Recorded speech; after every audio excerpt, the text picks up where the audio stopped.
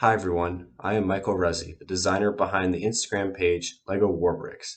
Today I will be showcasing my Southern Pacific Coast Daylight train that I have been working on for the past year or so. This will also be my entry for this year's Brick Train Awards in the following categories: Best Full Train Consist, Best Steam Locomotive, and Best Passenger Wagon. Starting off with the locomotive, I modeled it after the famous Southern Pacific GS4 number 4449, as she would have appeared during her revenue service in the late 1940s. This model is built in 1/48th scale, which is commonly known as the 8 wide scale in the LEGO train community.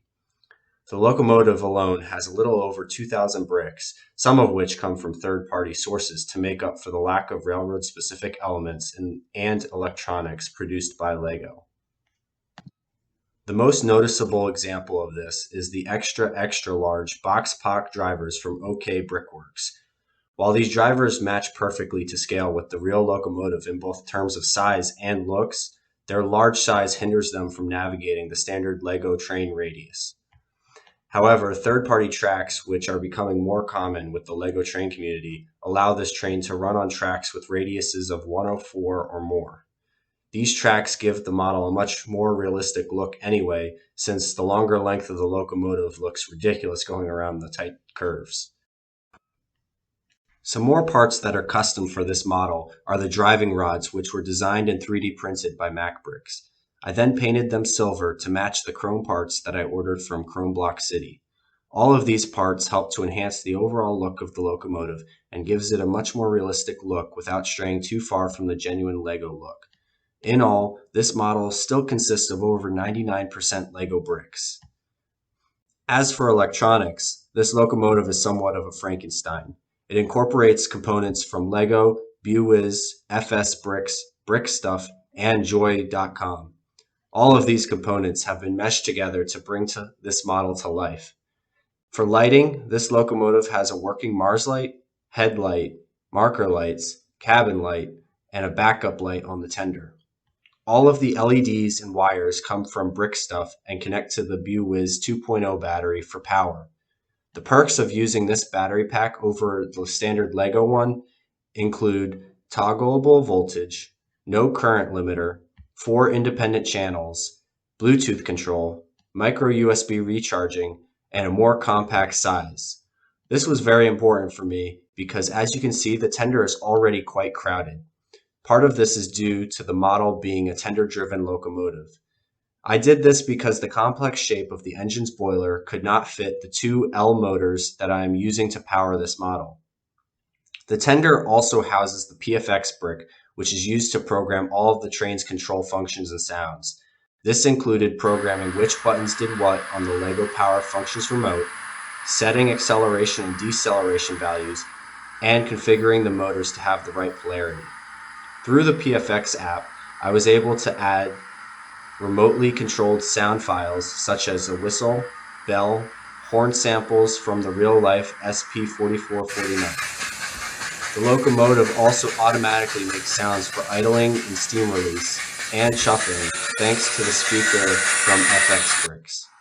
The last major feature of this model is its ability to make steam. It does this using a fogger part that I acquired from Joy.com. It vaporizes the water to make it look like the locomotive is producing steam. The water will go into this hole, which fills up a reservoir in the boiler that also houses the electronics which vaporize the water. Here's a few samples of what it would look like when running.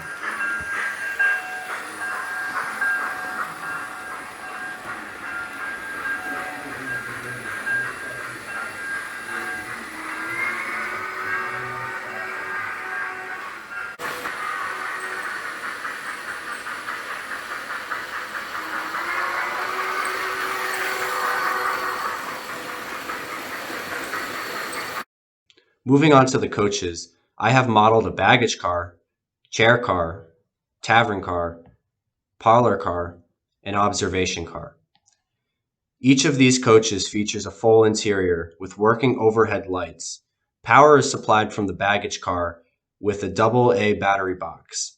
Power runs through the overhead lights and down to the custom BrickStuff couplers, which then transfer the power onto the next coach.